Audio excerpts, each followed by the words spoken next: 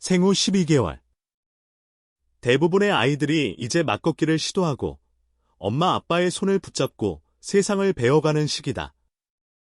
그러나 지금 한국 연예, 광고계에서는 이 상식을 완전히 뒤집는 이름 하나가 은밀하면서도 충격적으로 회자되고 있다. 그 주인공은 바로 배우 심영탁의 아들, 하루다. 아직 말을 제대로 하지도 못하는 이 아이가 단 하루 촬영으로 벌어들이는 수익이 아빠 심영탁의 월급의 5배에 달한다는 소문이 업계 안팎을 뒤흔들고 있다. 이 나이에 이런 돈을 번다고 나는 제작진의 탄식은 더 이상 과장이 아니다.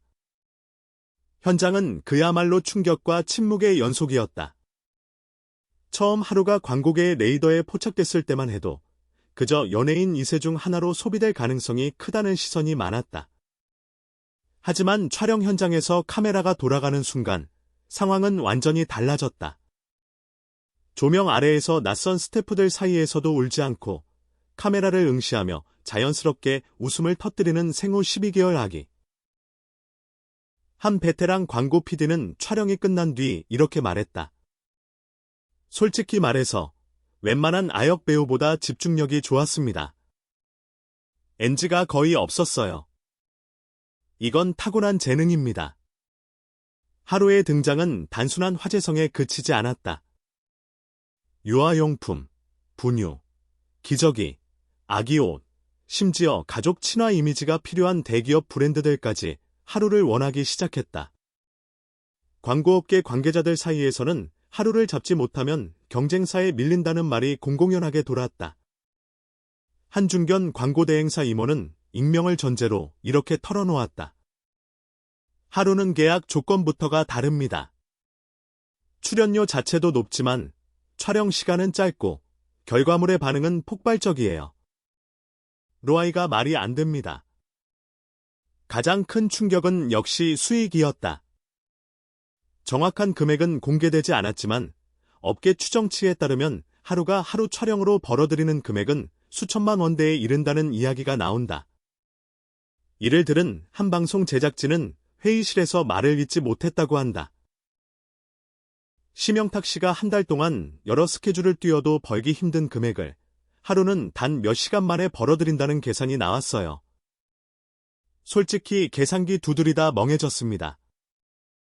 이 지점에서 사람들은 질문을 던진다. 이게 가능한 일인가? 그리고 더 나아가 과연 옳은 일인가? 하지만 자본은 언제나 냉정하다. 클릭 수, 조회수, 구매 전환율. 하루가 등장한 광고 영상은 공개 직후부터 기록을 갈아치웠다. 아이가 너무 자연스럽다. 저 미소 때문에 구매했다는 댓글들이 쏟아졌고 브랜드 측은 즉각 추가 계약을 검토했다. 하루는 이미 유아 모델이 아니라 콘텐츠 파워 그 자체가 되어 있었다. 심영탁의 입장도 흥미롭다. 주변에서는 아들이 아빠를 먹여 살린다는 농담 반, 진담 반의 이야기가 오간다. 한 측근은 이렇게 전했다. 형탁형은 돈 때문에 하루를 내세우는 사람은 절대 아닙니다. 하지만 제안이 워낙 많이 들어오고 조건도 아이에게 무리가 없도록 조율되다 보니 거절만 하기도 어려운 상황이에요. 실제로 하루의 촬영은 대부분 짧은 시간 안에 끝나며 아이의 컨디션을 최우선으로 고려한다고 한다. 그럼에도 불구하고 현장에서는 묘한 긴장감이 흐른다. 우리가 지금 보고 있는 건 단순한 광고 모델이 아니라 하나의 현상입니다. 한 연예부 기자의 말이다. 하루의 인기는 단순히 귀여운 아기라는 차원을 넘어 한국 사회의 욕망을 정확히 건드리고 있다. 안정, 가족, 미래, 순수함. 하루는 이 모든 이미지를 동시에 상징하는 존재가 되어버렸다. 광고 촬영 현장에서 벌어지는 풍경은 이미 전설처럼 퍼지고 있다. 하루가 세트에 도착하면 스태프들의 시선이 일제히 모인다. 소리를 낮추고 움직임을 최소화하며 모든 시스템이 하루 중심으로 돌아간다. 대배우가 와도 이런 대우는 처음 봤다는 말이 나올 정도다. 한 스태프는 웃으며 이렇게 말했다.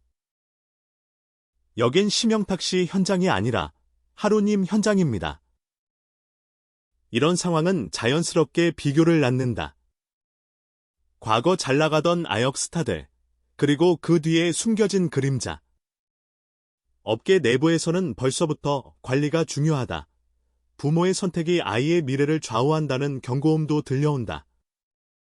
하지만 동시에 냉혹한 현실도 존재한다. 이 정도 파급력을 가진 아이는 10년에 한 번 나올까 말까 합니다. 한 광고 기획자의 말이다. 가장 아이러니한 점은 이 모든 논란과 계산, 추측의 중심에 있는 하루 자신은 아무것도 모른다는 사실이다. 카메라 앞에서 웃고 장난감을 쥐고 아빠 품에 안기는 그 모습은 그저 평범한 아기일 뿐이다. 하지만 그 장면 하나하나가 수천만 원의 가치로 환산되는 순간 이 아이는 이미 한국 유아 광고계를 장악한 존재가 되어버렸다. 이 나이에 이런 돈을 번다고 라는 말은 이제 놀라움이 아니라 현실을 설명하는 문장이 되었다. 하루는 선택하지 않았지만 세상은 이미 하루를 선택했다. 그리고 이 선택이 앞으로 어떤 결과를 낳을지는 아무도 쉽게 예측할 수 없다. 분명한 것은 단 하나다. 생후 12개월의 하루는 지금 이 순간 한국 연예 광고계에서 가장 뜨거운 이름이라는 사실이다.